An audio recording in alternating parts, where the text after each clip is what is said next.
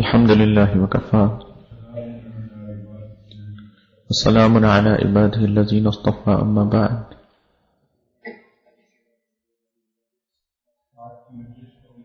The topic of today's majlis is an example son-in-law. We spoke about an example daughter-in-law in the morning.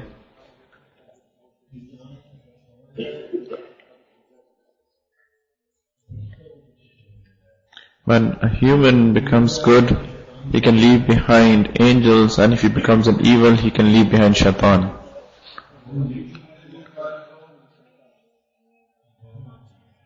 If the daughter-in-law is righteous, then she is daughter-in-law. If she becomes evil, then she is a monster. Likewise is the case of the son-in-law. If he is righteous, then he's like sons.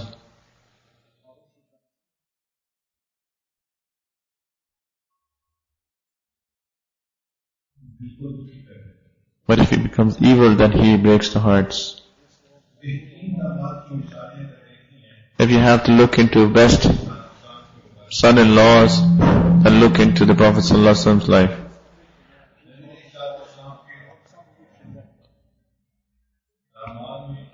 From the son-in-laws of the Prophet ﷺ, you see Sayyidina Usman radiallahu anhu. Allah Ta'ala gave him wealth, generosity, and such modesty that even angels used to feel shy. Allahu Akbar Kabira. That a person has such modesty that even angels feel shy.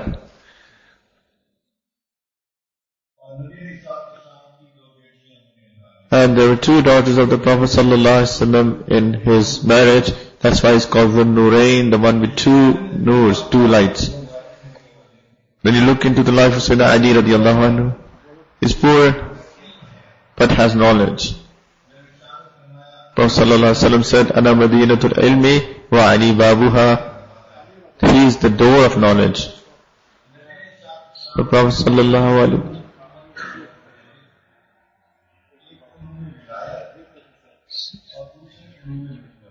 So there were two ulum that came from the Prophet ﷺ.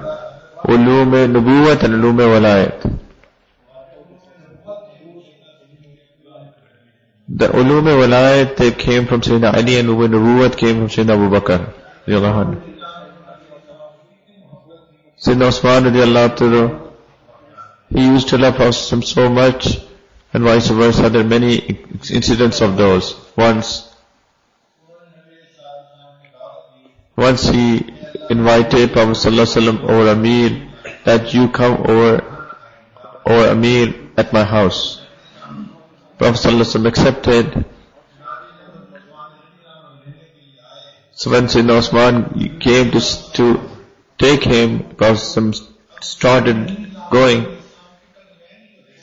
Now Sayyidina Usman is only looking at the feet of the Prophet ﷺ. He is not looking right, not looking to the left. It's not looking anywhere but looking at the feet of the Prophet ﷺ.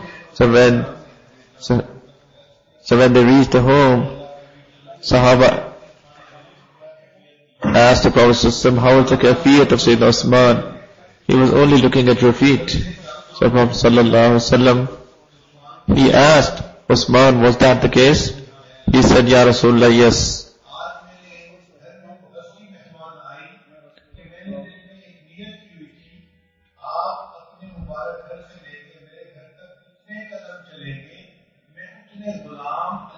So he said, such a guest came today to my house that I made a niyat that the number of steps that you will take to my house, I will free up that many number of slaves.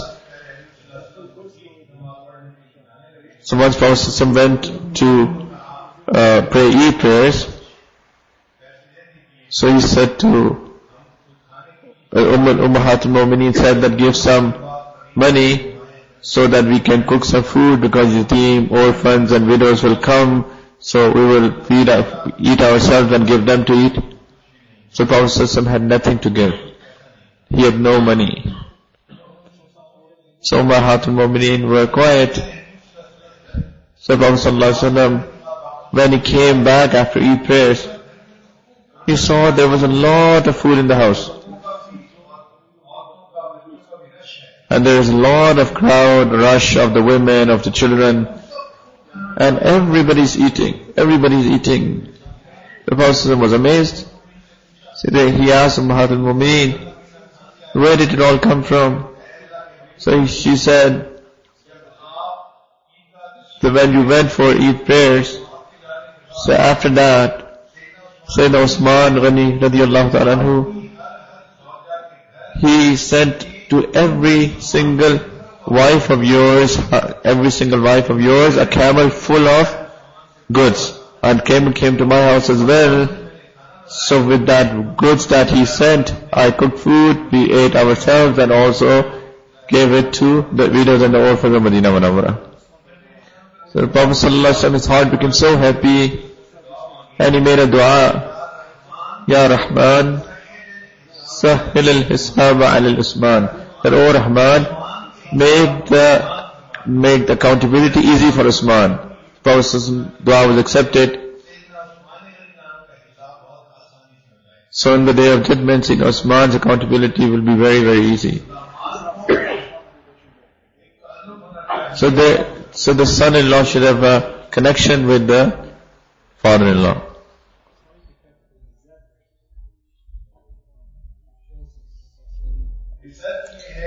There is a research that the son-in-laws,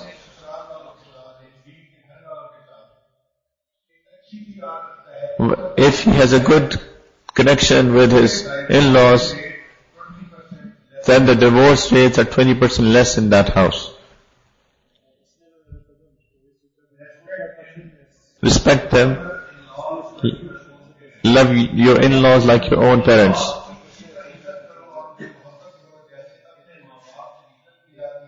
So love them and respect them like you respect your own parents.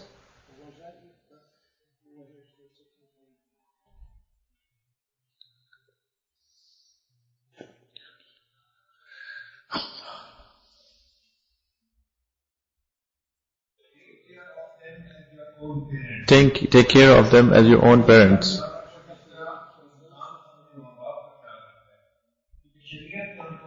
Because Shariat has given them the same status as of your own parents.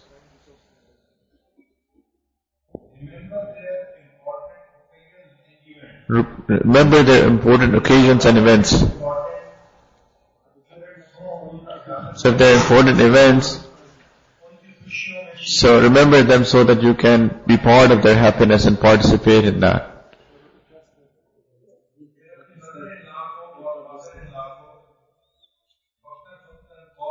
You should also call your parents-in-law every once in a while so that you get to know about as to how they are doing and give them support morally.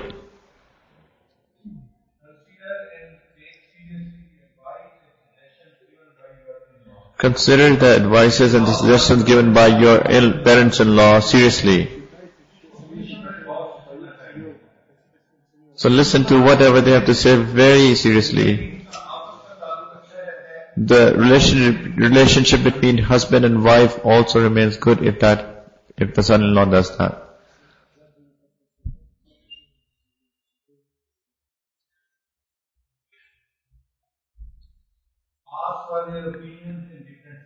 Ask for their opinions in different matters.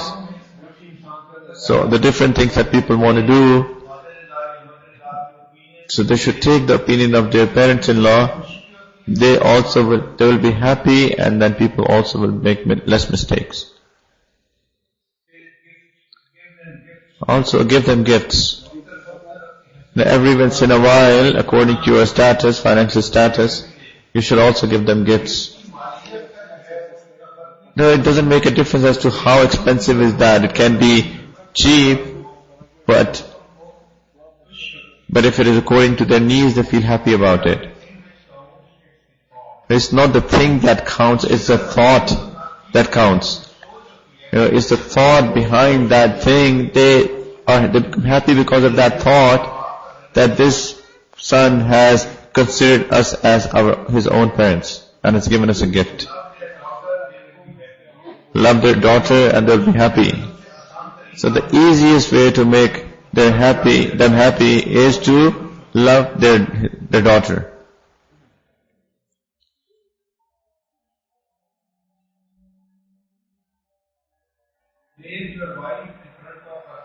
Praise your wife in front of her parents.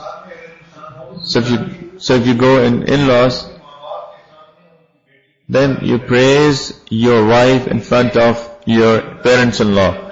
The wife will become happy, and also the parents-in-law will become happy as well, that my son-in-law loves our daughter.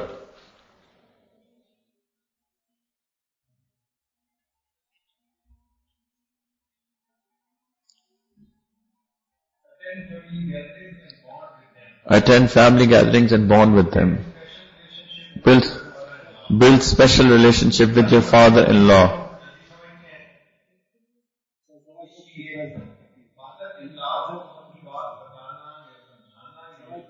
It's easy. The men, they understand each other relatively easier. So develop that relationship with your father-in-law. It will be easy for you to make him understand what you have to say. And the wife will also be happy that my husband has a good relationship with my father.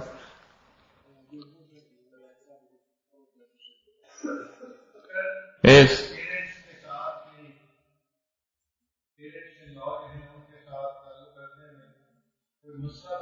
there is an issue keeping a connection with your parents-in-law, then consult your wife. She is the daughter, she will always give good suggestion that if you do this, then the situation will get better.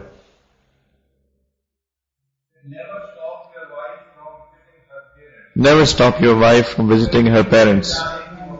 If the wife wants that she visits her parents, then the husband should not stop her from going as much as possible. Once there was an issue that came in front. There is a Hafiz Sahib who is closely connected. His wife is Alima. She said that after marriage I have not seen my parents for 9 years. I want that I go back to my parents at least once a year, but the husband is saying that I cannot afford. I can't give you a ticket. So Hazrat asked that does he go himself? So she said that yes, she goes like sometimes twice, thrice, 4 times. So Hazrat said it's unjust that to meet with his own parents he goes like 2, 3, 4 times a year, and then to say to your wife that I can't afford. And just because she is pious, she is righteous, she doesn't argue, so you don't say anything, so he doesn't allow you. So then Hazrat said to that person, that husband, that your wife is also human, she also wants to see her parents, she feels sad. They're so close relationships that people can't even step back. You can't forget your parents. So you please, you go once a year if you want, but you at least make sure that you at least let your wife visit once. So he did allow then his wife to go and see her parents. So this is unjust that your wife says that she wants to go and visit her parents and you don't let her go.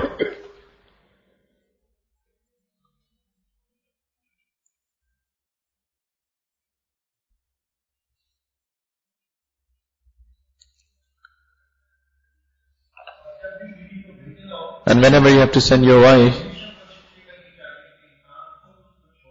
and try as much as possible that you go with her and bring back yourself.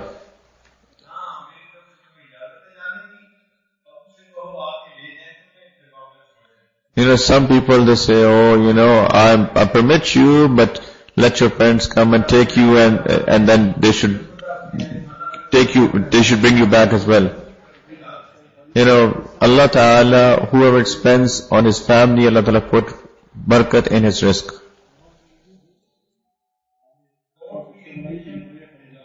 Don't be impatient with in-laws.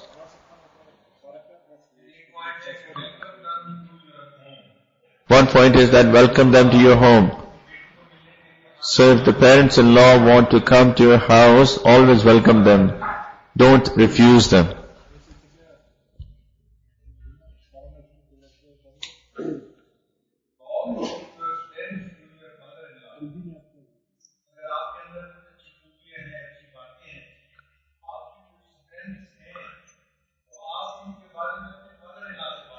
So if you have any strengths, talk to your father-in-law about that. He's a male, he will understand. And when he will understand, the whole family will be satisfied.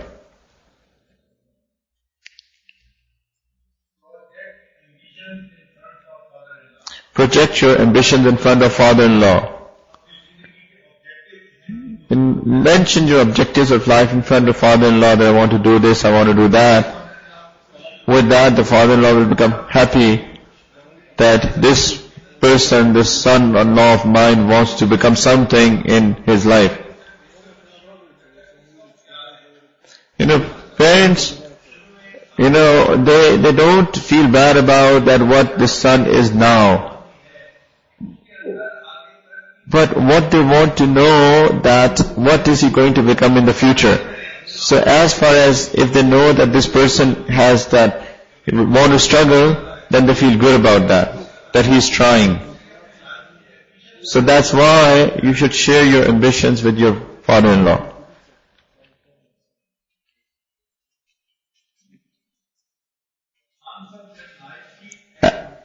Answer them nicely and maturely. So whenever you talk to them in a nice way.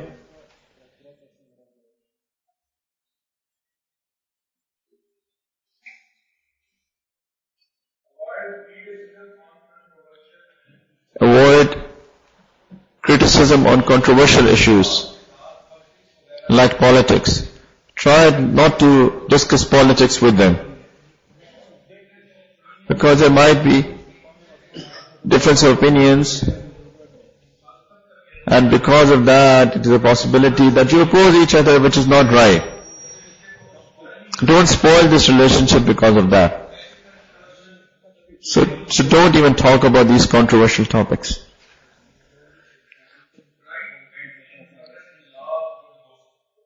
Try to write your name in mother-in-law's good books. Try to be good in front of her. And then the wife will become happy with that as well.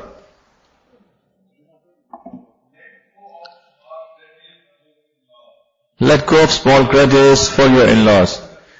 The small little things, just if there are any wrongs, just try to take it out of your heart.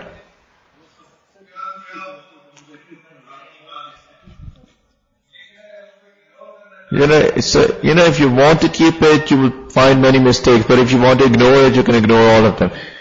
So to keep this relationship strong.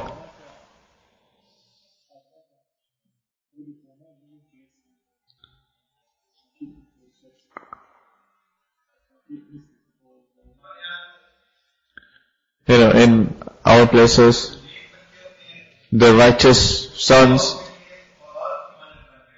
they act like their own children for in-laws.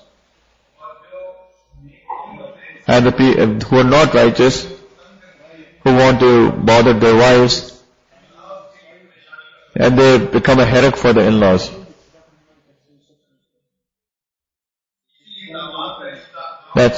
That's why this relationship of son-in-law is a very, very sensitive relationship. In our countries, they're like the clerks. Sometimes they say that, they are the son-in-laws of the government. Why do they have to work? What they want to say is that you can't say anything to them because the in-laws can't say anything to to the son-in-law. So there is a joke that the mother-in-law has 3 son-in-laws. So mother-in-law did not know how to swim. So once she thought that I should check, so which of these three son-in-laws love me the most? So she invited one son-in-law, fed him, and then she came close to the swimming pool.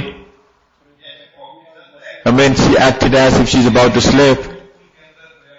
So basically she fell in the swimming pool. So the son-in-law was close. So when he saw that my mother-in-law was in the swimming pool, he jumped as well and took the mother-in-law out. So for that, mother-in-law was very happy, and she gifted him a new car. That my son-in-law saved my life, and this is a gift for you for that. Then she invited the second son-in-law, fed him, me, and then again they went close to the swimming pool, and this mother-in-law again fell in the swimming pool. Now the second son-in-law, so he took some time to make decision. You have to think, what should I have to do now? So he was outside and saying, come out, come out, come out. But he did not jump by himself.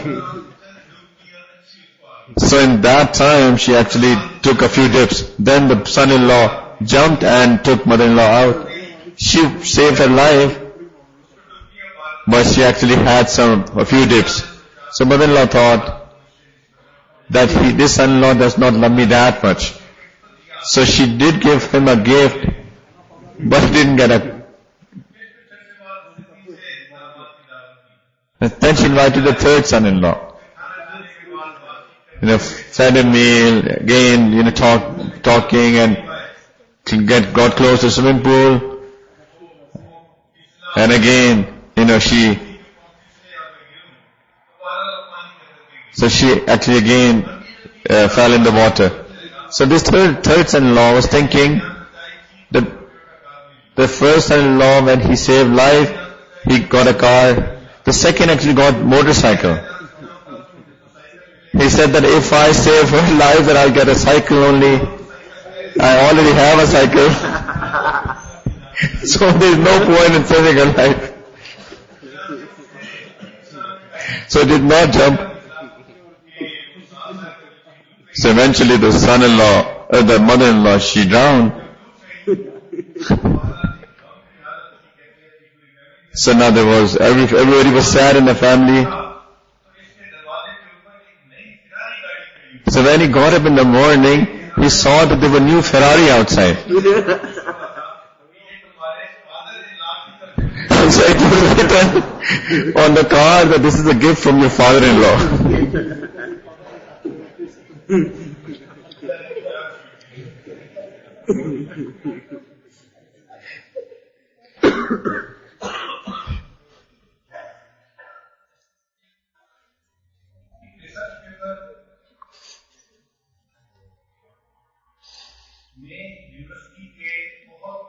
In a research paper, like big doctors from a university, and they were very specialists in human relationships. They interviewed 100 successful women.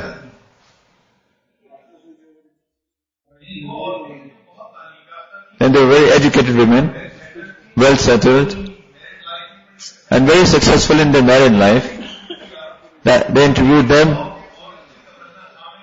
They asked them that what are your hopes and desires for your husbands. So they gave some points. So it is seen from those points that the women don't want that our husbands are very rich.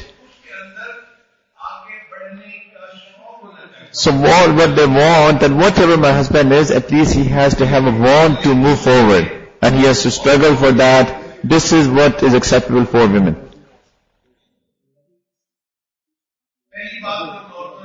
The first thing that these women said,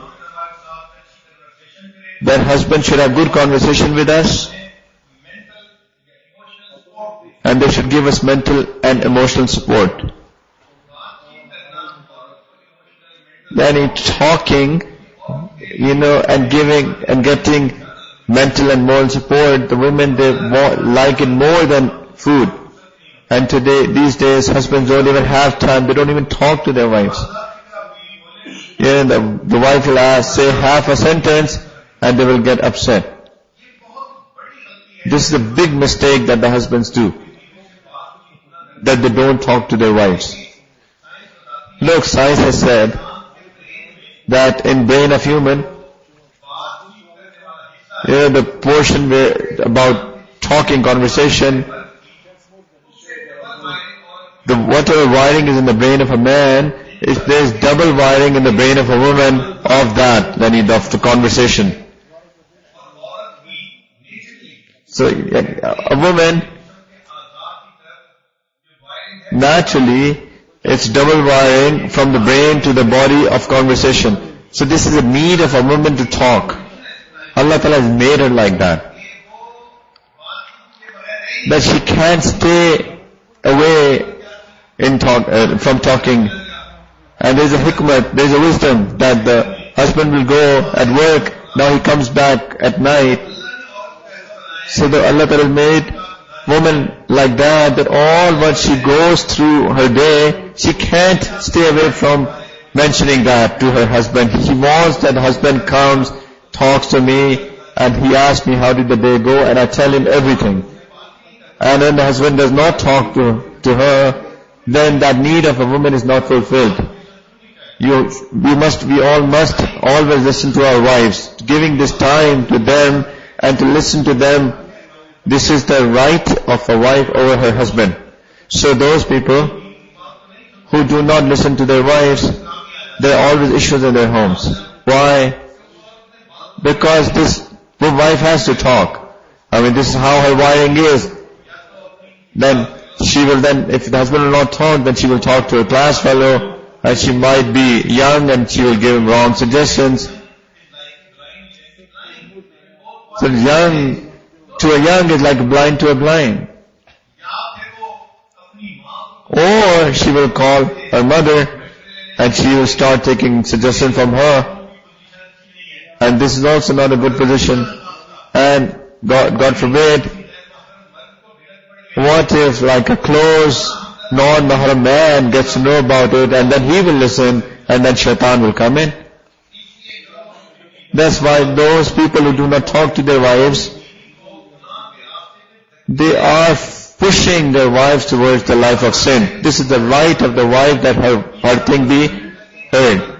If it takes 15 minutes, 1 hour, 30 minutes, whatever, this is mandatory, it's first that you have to do. So listening to your wife carefully and then talking to her accordingly is the first demand of every single wife. Men, they talk less and they do their things more.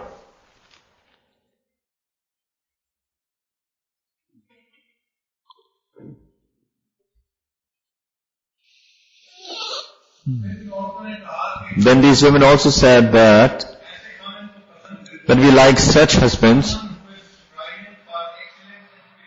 someone who is striving for excellence in their spirituality.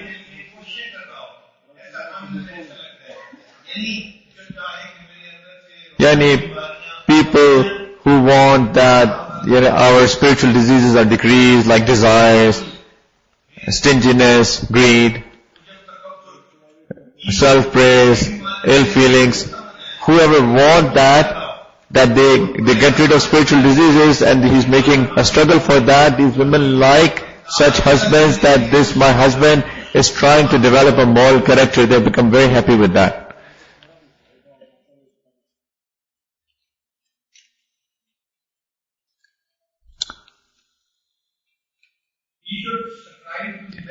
He should strive to the best. And we know that no one is perfect. So these women say, we know that nobody is perfect, but he should try.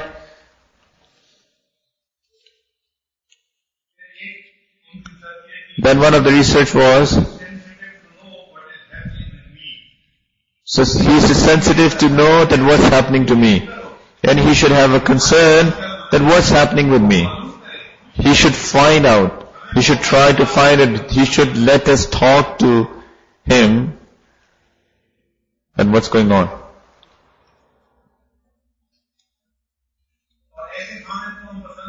And we also like such husbands who are family oriented. Yani the husbands should be family oriented. He should keep a relationship of love and care and is interested in the household work. He is family oriented person.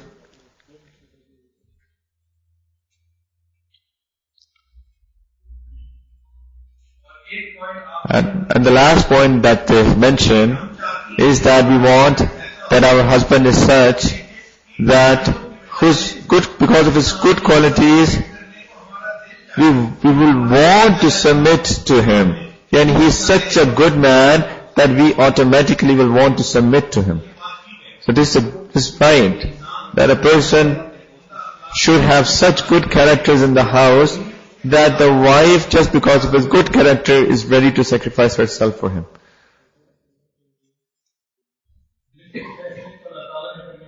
Allah Ta'ala is the one who makes the decisions for provision, for rizq. But if humans have good character, we have seen that a woman is ready even if the risk is little. She's happy. But all what she wants is love.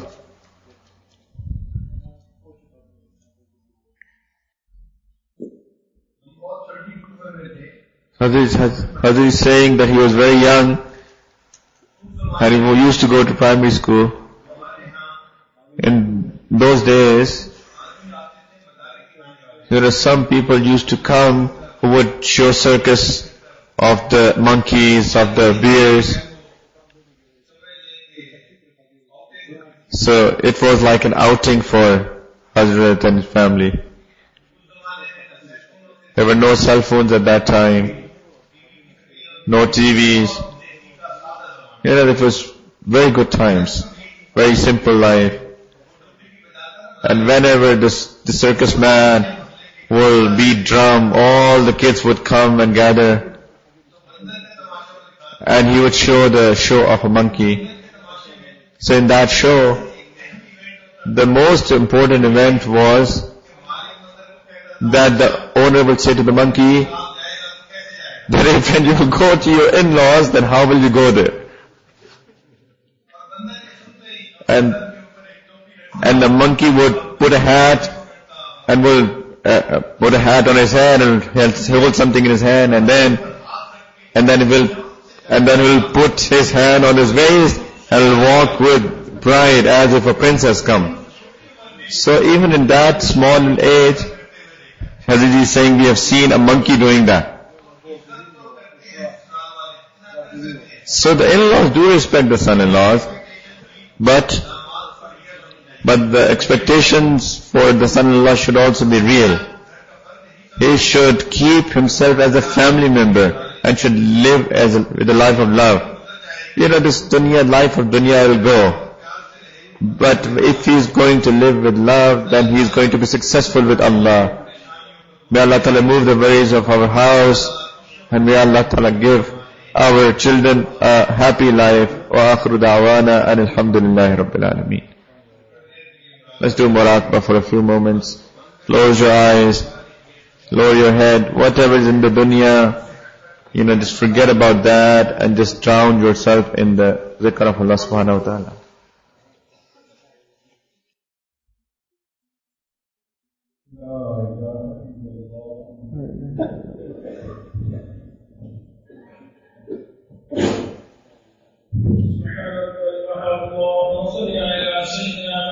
سبحان ربي العلى الوهاب اللهم صل على سيدنا محمد وعلى آل سيدنا محمد وبارك وسلم اللهم أنت السلام ومنك السلام تبارك يا ذو الجلال والإكرام. Ya Allah, please forgive all of our sins.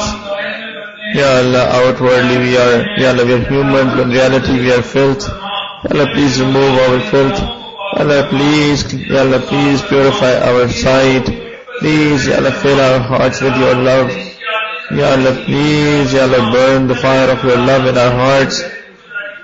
Ya Allah, please, Ya Allah, allow all of our body parts to do dhikr. Ya Allah, please, every single bone, every single piece of flesh, Ya Allah, please make it do dhikr. Ya Allah, Ya Arhamar Rahimeen, please have mercy on all of us, Ya Allah. Ya Allah, please have mercy on us. Ya Allah, please save us from sickness, from loans.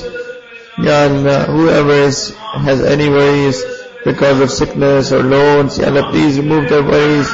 Ya Allah, please protect our life, please protect our wealth, please protect our honor, please protect our iman, Ya Allah.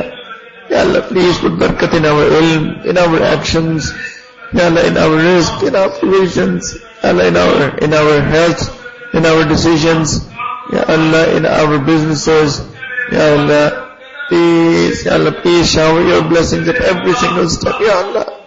Ya Allah, your beloved sallallahu alayhi wa sallam has shown us your door, and he has said that there is no other door that we can go to. Ya Allah, Anbiya, Awliya, Ya Allah, all bend down at this door. Ya Allah, we are also bending down at this door. Ya Allah, please save us from, Ya Allah, going to any other door. Ya Allah, we have seen the beggar of the dunya, and he sees a big door, and he also shouts out loud, Allah, your door is the biggest door of all. Ya Allah, we all beggars are here at your door. Ya Allah, we beg you, Ya Allah, of your pleasure. Ya Allah, please, Ya Allah, give us your obedience. Ya Allah, please give us tawfiq that we be able to follow your commandments. Allah, whatever you want us to be like, please make us those people. Ya Allah, Ramadan al-Mubarak is coming close. Ya Allah, we used to think that Ramadan is coming. We'll do this ibadat and that ibadat. Ya Allah, Ramadan is about to go. Ya Allah, but the action that we were supposed to do, we did not do those actions. Ya Allah, there are good things that we were supposed to do, we did not do that. Ya Allah, we did not even complete small actions. Ya Allah, last few days are left. Ya Allah, if you did not accept, Ya Arhamar Rahimeen, we are so scared of that bad dua that Ibrahim al-Islam did, that made a person be destroyed who finds the month of Ramadan and did not make an effort against its forgiveness. And Prophet said, Ameen. Allah, if you don't forgive us, we will be wretched, we will be shaqi. Ya Allah, we will be destroyed. Ya Allah, please save us from destruction. Save us from being wretched, Ya Allah. Ya Arhamar Rahimeen. Ya Allah, please give us a portion from your mercy, Ya Allah. Please, all the desires and the hopes and the du'as of these people, Allah, please accept. Allah, we don't know how to beg. Allah, please give us without asking. Ya Allah, you are very merciful. Ya Allah, in many places in the Quran you mention about your mercy. Allah, please give us a portion from your mercy. Ya Allah, Yusuf alayhi salam, he was kareem, he was generous. He said to his brothers, La tasriba alaykum al-yawm. Ya Allah, your beloved sallallahu alaihi wasallam was kareem, was generous. On the day of Fatah Makkah, he said to Quraysh, La tasriba alaykum al-yawm. Ya Allah, you are the most generous of all who have shown generosity. Today you also say, Ya Allah, La tasriba alaykum al-yawm. Ya Allah, please, Ya Allah, we will be saved. Ya Allah, Ya Rahman, please, Ya Allah, please forgive us of all of our sins. Ya Allah, please look at us with one sight of mercy. Ya Allah, it's a matter of your one sight of love, but it's a matter of my life. Ya Allah, Ya Rahman, Ya Allah, when you look at the sight, with the sight of love, you take out Fudayl bin Ayaz from robbery and make him the leader of the awliya. Ya Allah, you make, Ya Allah, take out Bishr Hafi from the bars and you make him drink the alcohol of your love. Ya Allah, when you look with the sight of love, that Umar who went out with the sword, Ya Allah, he did not even know what was Islam. Ya Allah, he did not even have the intention of accepting Islam. Ya Allah, you looked at him with the sight of love, you made him Umar bin Khattab. Ya Allah, this gathering, all of these are waiting for your mercy. Ya Allah, we all want your mercy. Ya Allah, please look at us with that sight of love, one sight of love, Ya Allah. Rahim, one side of love, Ya Allah. Ya Allah, Yusuf alayhi salam, Ya Allah, His brothers did not have complete money, but they wanted complete, Ya Allah, complete crops. Ya Allah, we also do not have complete action, but we want full ajr. Please give us, Ya Allah, Ya Rahman Rahimeen. Ya Allah, all what we have done in Ramadan, all actions, please accept, Ya Allah. Ya Allah, please accept our fasting, our Taraweeh. Ya Allah. Allah, please, all the du'as that we made at the time of Tahajjud, please accept Taraweeh. Allah, all what we have done, please accept. Whatever we could not do, please give us tawfiq to do that. Ya Allah, whatever we have given, please give. Whatever we should have asked, did not ask, please give, Ya Allah. Ya Allah, please allow us to live with love in our houses. Ya Allah, please allow us to fulfill our rights. Ya Allah, Hazrat Ji, all what advices he is giving, please allow us to act upon all of those. Please make our houses pieces of paradise on the earth. Ya Allah, allow us to live a life of Shariat and Sunnat, Ya Allah, Ya Allah. Allah, please, Ya Allah, all the things that Shariat does dislike, please